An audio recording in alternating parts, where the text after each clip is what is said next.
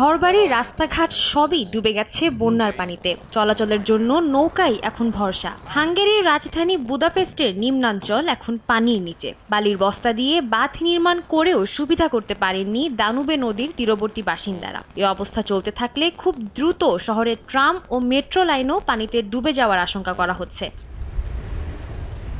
ভারী বৃষ্টিতে জাপানের মধ্যাঞ্চলেও ভয়াবহ বন্যা দেখা দিয়েছে। এর মধ্যেই ডুবে গেছে ওয়াজিমা শহরের একাংশ।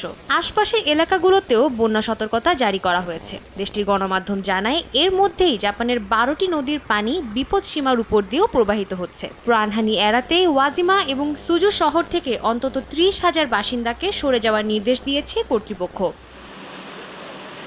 এদিকে অতিবৃষ্টিতে দক্ষিণ কোরিয়ার বুসানের রাস্তা ভেঙে প্রায় 8 মিটার গভীর গর্ত সৃষ্টি হয়েছে। স্থানীয় গণমাধ্যম জানায়, এতে দমকল বাহিনীর একটি ট্রাক এবং আরও একটি গাড়ি দুর্ঘটনার কবলে পড়ে। তবে এতে হতাহতের কোনো ঘটনা ঘটেনি বলে জানিয়েছে দমকল বাহিনী।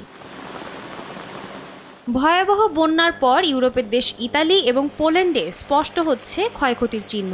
এখন চলছে ক্ষতি নিরূপণের কাজ। ইউরোপের 20 বছরের ইতিহাসের সবচেয়ে ভয়াবহ বন্যায় ক্ষয়ক্ষতির পরিমাণ কম নয় বলে ধারণা কর্তৃপক্ষের।